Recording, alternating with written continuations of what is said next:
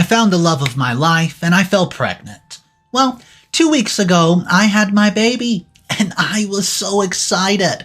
Until I walked home and saw my husband cheating with my best friend in our own bedroom and absolutely shattered my world apart, so I decided to board the closest plane and get the heck out of the country. Yeah, that's how my life's going. My life has been turned upside down in the past month. Sometimes it still feels like a dream when I close my eyes, and I hope I wake up from this nightmare. I will tell you all about my story from the beginning, but I may need help to decide on my future. My story's probably the most common betrayal, but yet so hurtful. And all of this began when I was amid becoming a mother. My name's Amy, and I'm just a hopeless romantic who fell in love with Daniel's charm. We got married pretty soon, and just after 6 months of dating each other. I come from a very typical family, a single child to my parents, and fortunately, I have had a beautiful childhood. I've grown up seeing my parents head over heels in love with each other, and always wanted a beautiful love story of my own. And I found it pretty early in my life. I had just joined my first job as a fashion designer, and Daniel worked in the legal department. He was mind-numbingly handsome and charming. Every girl in our office was already dreaming of him as their husband. Within a week at my new office, Daniel asked me out for coffee. That's it. We began dating and got married in no time. Everybody in our life was shocked when we declared our marriage. My parents and my best friend Lisa thought I was jumping into a relationship way too quick. But we knew what we had, and it was love. See, Daniel had the image of a Casanova, but he explained to me to be an extrovert always landing him in trouble. One thing about my husband was that he's definitely a smooth talker. He can make you believe anything he wants. Daniel did not have a very good relationship with his parents, though. He always thought his parents were too pushy and constantly compared him to his older brother, which created a rift in their bond. So, we had a very intimate wedding ceremony with just 10 people. I only met his parents twice in our span of the relationship, and I find that very odd, but never questioned him. When you're in love, you believe everything your partner says, and I believe Daniel truly for everything that he said. I was naive and let my life become a survival hell. Although, the first few weeks of the marriage were the best times of my life, yes. We went to work together and had a beautiful dinner date and spent a lot of quality time together. At that time, I felt like marrying him was the best decision I've ever made. Until one day, we found out that we were pregnant. I never wanted to have a baby so early. It had just been a couple months since we got married, and Daniel felt the same. We still had to focus on our careers, but after a lot of discussion, we decided to have the baby. I could sense the tension in our life, but nothing had to be done. I was already 3 months pregnant, and God had different plans for us. Being pregnant was never on the cards for me, and it was one of the hardest journeys of my womanhood. My pregnancy was not easy. I had extreme morning sickness and could not keep any food down. I felt tired and had to stop working. It took a toll on my health, and I felt detached from everybody. Daniel was never around. He kept himself busy with work. I felt so lonely at times. But thank God my parents were always there to help me with my pregnancy. My father once had a heated argument with Daniel because of his carelessness. For the first time, I did not intervene because I truly believe whatever my dad said was absolutely right. Daniel did not give a rat's ass for me or the baby. As I went ahead with my term, I was becoming more and more attached to our child, and the opposite was happening for Daniel. He kept on telling me how he was not ready and did not feel connected to the child at all. But my mother advised me to usually it just takes men a little bit of time to connect to the child, and things will naturally fall into place once Charlie comes into this world. We planned to name our son Charlie after my grandfather. I believed my mom and happily carried on with my beautiful journey. At times it became difficult because Daniel was never around. He started being out more often, came home late, and was taking on more shifts at work than usual. But I just convinced myself that with time he will come around. I went into labor early, and there was a threat to the baby. I felt devastated. My labor lasted for more than 72 hours, and Daniel was rarely around in the hospital. This was not the man I fell in love with. The next day I had Charlie, and he was the sweetest, most perfect baby. All the pain and hardship felt worth it. I was in love all over again, and I instantly had this overwhelming protective feeling for him. I would do anything for this little soul's happiness. But is life always this perfect? No. And the same way our fate had entirely different plans for me and Charlie. The joy I felt in welcoming my son suddenly became overshadowed by pain and betrayal. See, Daniel and Lisa, my best friend, were having an affair this entire time. I discovered that within 2 weeks of giving birth to Charlie, when I walked into them unexpectedly being cozy with each other. In our bedroom. After delivery, I went back to my parents' place to have some needed rest and help for the newborn. And I was supposed to come after 3 weeks, but I feared Daniel would never connect to Charlie and went home early. I never imagined such a hideous gift would await me back at home in my own bedroom. It was 5 p.m, and I hope I will get the house tidy and light some candles and wait for Daniel to return. But when my taxi parked outside, I saw the lights in the house were already on. Well, I just thought to myself, maybe Daniel's back early. So, I used my key to enter the home. I kept my bag at the entrance and I buckled Charlie up on my back. The house was already lit with candles and there was music coming from the bedroom. I took a deep breath and stopped myself before opening the door. I was not ready to face the music. I gathered the courage and pushed the door open, and it was there, Daniel and Lisa. The home which I built along with my beloved husband and my best friend, who was the dearest to me. I was feeling numb. To be honest, I did not even feel upset or hurt, but my maternal instinct kicked in too strong and I wanted out. Out from a marriage where love was gone, where a husband cheats on his pregnant wife, where a husband does not care for his newborn baby and is filling up his wife's best friend. To Lisa, I said nothing. I just looked at her and smirked before I stormed out of the house with my luggage. But I did realize that Lisa was manipulating me against Daniel since the beginning of our relationship. Maybe because she had a crush on him. But there are a few boundaries that a decent person should never cross, and for Lisa there was no redemption. She sure lost my friend forever. But I hope Daniel's serious about Lisa and is not just another hookup for him. Before we got married, I had heard a lot of rumors about Daniel's flings, but just paid no attention, because he was such a gentleman around me and I focused on that. I'm sure you guys might think, how can I ignore such a red flag? But I was a hopeless romantic who was head over heels in love with this man. As soon as I saw them together, I left with Charlie in my arms. When I sat in the cab, I knew I never wanted to see Daniel's face again. I asked the driver to take me to the airport, and I took the earliest flight to another country. Yeah, it was an impulsive and furious decision. Initially, I wanted to tell my parents, but then I stopped thinking that they would come and get me, and then Daniel would eventually know where I was at.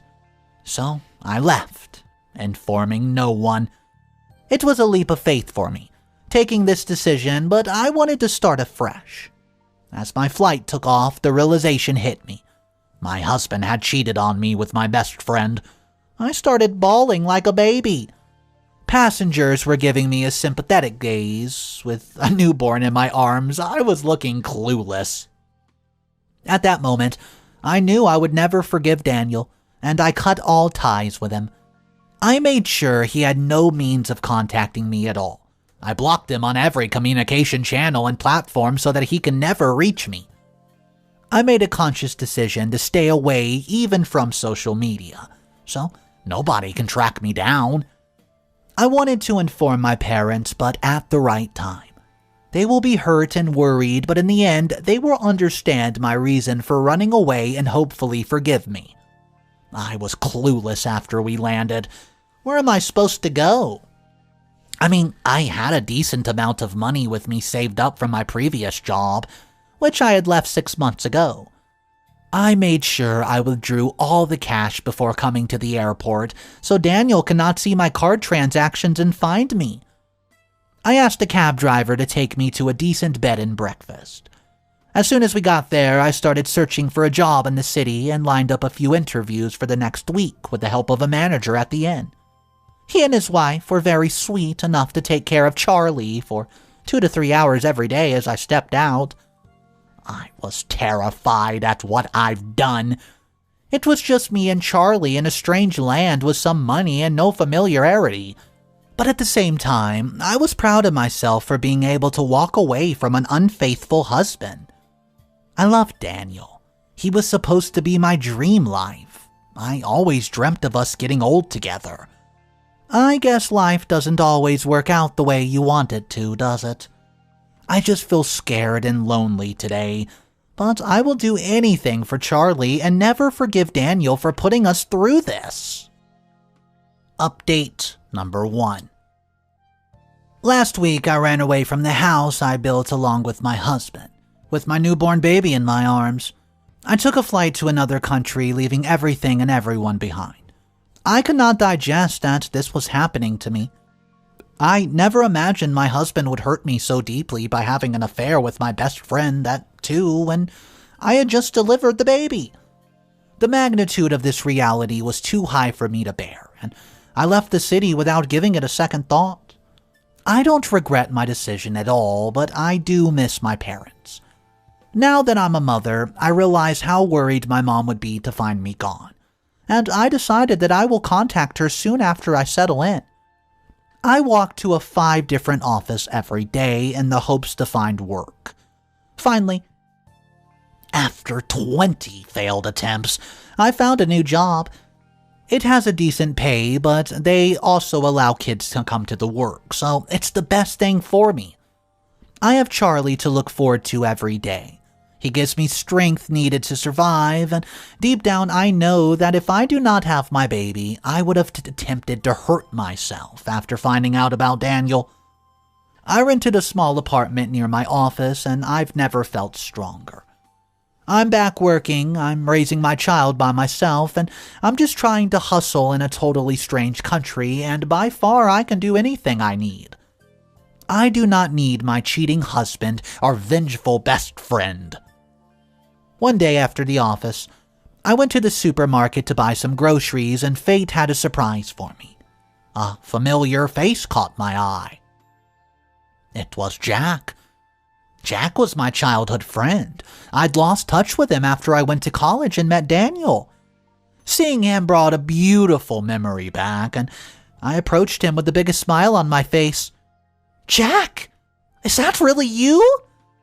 "Oh, Amy. Oh, wow, it's been so long. How are you?" We started talking and found out that he moved to the city for college and he was working here as a lawyer. This new town had been so welcoming. People are as polite as can be, but finding Jack was the best thing that's ever happened to me here. No matter how much you run and gather strength, everybody needs warmth from their family. For me, it was Jack, and I knew I would be all right. As kids, Jack and I were inseparable, but they moved because of his father's jobs when we were in high school, and after that we kept in touch on social media, till I went away to college and somehow, life just takes over. We talked for hours after we met and exchanged numbers. Jack's parents lived in the same town, and I was so thrilled to meet them again.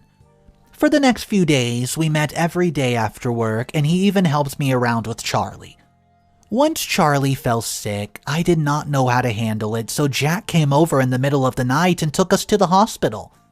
The next day, Jack's mother made sure I was well rested and took Charlie back to their place so I could run some errands. Jack never asked me where Daniel was and why I was in town. He gave me the space to answer the unspoken questions myself when I felt the time was right.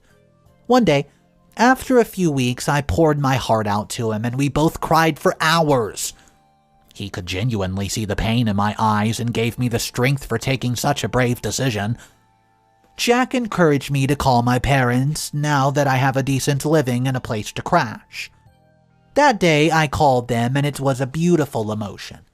I felt like someone had lifted a burden off my chest and my parents were so proud of me. I needed to hear this. I needed acknowledgement of my decision. For someone to tell me, it was not stupid. I deserve better and I don't need to wait for an apology. I can and will move on in life. It was not treated with respect and dignity. My parents gave me a shocking new nest. That Daniel and Lisa were living together now and told our friends and family that I ran away with my boyfriend.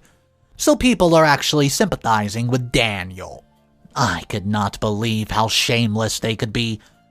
I broke down on the phone listening to the pain in my mother's voice, but she was quick to clarify that she has no regrets about what happened to me. Instead, they told me I did not need to care about what people think until I and Charlie are healthy and happy. I told my parents how I met Jack, and he has been a godsend. My parents asked to come over soon once I was ready, and we cut the call after we exchanged I love yous. It was Charlie's 4-month birthday when I got a legal notice from Daniel. He had filed for divorce, had a lawsuit seeking custody rights for Charlie. No matter how tough precautions I had taken to ensure that he could never find us, somehow he managed to track us down. The lawsuit was on the basis that I ran away in the middle of the night with our child because I had an affair with Jack. I was in shock.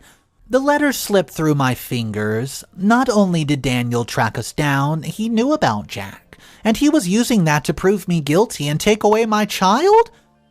This news broke my spirit. I just could not handle another deception. I called my parents and Jack without wasting another second. Jack proved to be my pillar of strength. He stood by my side, offering his immense support as a lawyer, and even connected me with my family. At that moment, I realized that Jack's love for me was much deeper than friendship. He assured me that he will let nobody take Charlie away from me, with a dagger in my heart. I met Daniel and Lisa for the first court hearing. They were standing there, taking pride in ruining my life. That was the hardest day of my life, to face my husband and best friend being shameless about it. Daniel met me like it was the happiest moment of their life. But I could see the facade behind his fake mask of a great father. He never tried to apologize, never tried to meet his child, and as he found out about Jack, he wanted the child back. All of us knew this was not about Charlie, but more about revenge on me, and I was ready for a war for my child. Update number 2. I've been through hell, and honestly, emotionally and physically. I grew up seeing my parents' perfect romantic life, deeply in love after 30 years of always wanting that for me, but Daniel proved to be the worst husband. He cheated on me with my best friend and then tried to drag me to court, blaming me for having an affair and running away to be with that person. I've had unlimited sleepless nights, and every day things are getting difficult. The emotional wound given up by my husband and best friend just a few months back was still fresh and haunts me. After I moved to the new city, I hoped I have left everything behind for good and will never have to deal with any of these heinous people again. After we went for the first hearing, I was absolutely heartbroken. Even getting up from my bed seemed like a task. Everything was hitting me like a meteorite. This was not how I imagined my life would be. A young mom, cheated on with my best friend in court, fighting over my first child. I could not accept the reality anymore. I had been strong for Charlie through this all, but the case and the blame game our lawyer played in the court threw me over the edge. I was at peace knowing that my parents were looking after Charlie, but my mental health was at its worst. But As the custody battle was on, Jack became my pillar of support. He stood by my side and fought for Charlie as if he was his own. He showed me that dedication and love are, well, when I was at my worst, and our connection deepened with each passing day. In all the chaos of legal proceedings and never-ending court hearings where I faced my husband and best friend, Jack was there. He made sure I was never alone. There once came a time when Jack's lawyer's friends advised them to hand over the case to them as it might help the case. You see, Daniel's lawyers were trying their best to prove that I always had an affair with Jack even before the wedding, and I was always planning to leave Daniel for Jack. But Jack did not cave. He believed in the truth and sanctity of our friendship. I was so absent as a mother through all this that I missed so many milestones with Charlie. I missed his first walk, and even his first words. But, you see, Jack spent countless hours with Charlie, nurturing him with love and care, and he was always present, and my parents loved having him. Once my dad even gave me a pep talk on how I should reasonably give Jack a chance and build my future. I knew I had feelings for him, but this could all just be a rebound, and I was not ready to focus on anything else except my child's custody. Jack knew my priorities and expected nothing. But together we created a home for Charlie, a home where he was thriving and we were in no hurry to name our relationship. While the court battle was ongoing, our case became stronger with each hearing.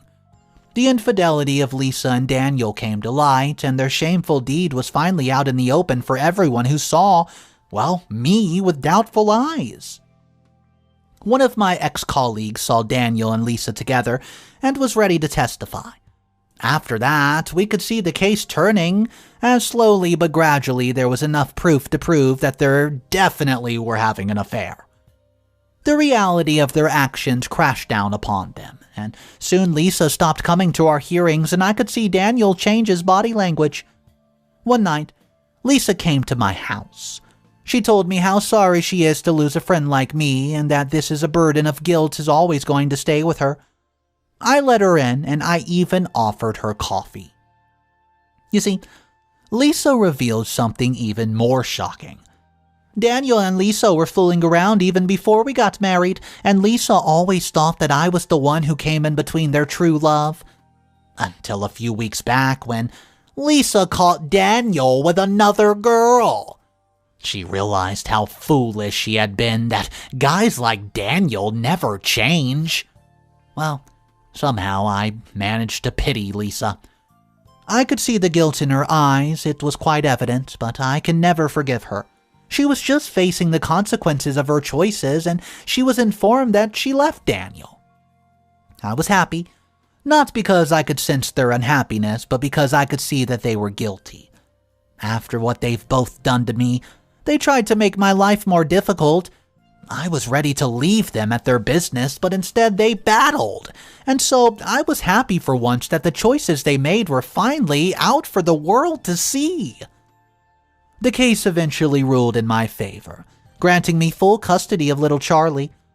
The judge appreciated the loving environment that we provided him and passed an order for his toxic father to be away from the kid. This was a victory for me. I was finally divorced, but more than that, my child was safe. His future was safe, and nobody can ever take that away from me.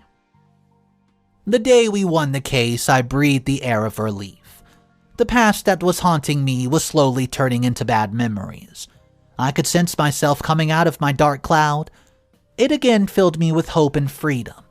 My small family and all of Jack's associates celebrated the court's decision by coming together for a small party at my place. Jack's parents came to the party too. They flew to the town to celebrate our victory. Well, we laughed at all our childhood stories and celebrated.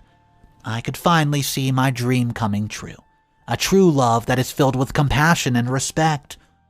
Jack was no longer my friend, no longer my lawyer. He was the partner I was longing for, and I finally dared to open my heart to him. I was grateful for the things he did for me and how amazing he was with Charlie. It's Charlie's first birthday soon, and we decided to throw him a party before we moved back to our city. I wanted to start afresh and loved working at my new job and the new city, but the case brought us back here, so now we can finally go back to where we want. We decided we would fly back on the day of Charlie's birthday evening, and Daniel broke the law and tried to contact us on my baby's birthday. He came to my parents' place and made a scene of how I'm a certain word, and I ruined his life and reputation. My father and Jack were quick to call the police, and I did not even step down from my room. I just never wanted to see his face, and I will make sure he never sees Charlie's face either. In the evening, Jack proposed to me in front of our families, and I did not say yes because, I needed some time. Yeah, Jack understood me though, and that made me question myself even more. I said no because I wanted to be there for Charlie first. I want to love deeper and create an unbreakable relationship. For that, I have to move forward. The ghosts of my past still linger at night, yes. I have nightmares where Daniel and Lisa are laughing at me, or where Charlie is taken away from me. I will overcome things with these amazing people by my side, though. I slowly but surely focused on the love that surrounded me. Jack's presence and Charlie's laughter became my strength. I started doing great at my job, and now when I think about my past, I find peace in the fact that karma served Daniel. He did not respect the sanctity of our bond and lost everything. His wife, his son, and even his dirty cheater, Lisa. And for me, I believe I found out the truth so that I can get what I deserve in this lifetime. I dreamt of a pure bond in my little family. Sure, things seemed impossible on the way, but I survived with a lot of courage and hope. I never wish to look back. I will never allow Daniel's shadow anywhere near Charlie. But I still need your advice on my relationship with Daniel. Would you dare to get married again? After all that I've been through in life and marriage, I don't want to risk anything I have with Jack. Do you guys think that marriage will change anything? Should I say yes? Daniel and Lisa are horrible people. They didn't even care about Amy. They didn't care if they got caught cheating. They did not care at all. And, Daniel did not even care about his newborn baby. Until Jack came into the picture. And, it seems like he might have got a little jealous. I want to hear from you guys. Do you think OP just up and moving to another country like that was justifiable, or do you think it was the right move? Let's discuss this in the comment section down below. But I will be completely honest with you, based on the original comments from this post, they were not letting Daniel off easy. They said he was a jerk, manipulative, and, many other choice words. So, what do you guys think about it? I'm just happy at the end of the story it seemed like Amy and Jack, were going to make a better life for themselves, even though Amy has not accepted the proposal yet. So, do you guys think that Amy should say yes to the proposal to Jack? In my opinion, I think they will be good together. It already showed that Jack is going to be there for her and fight for her, something that Daniel never did.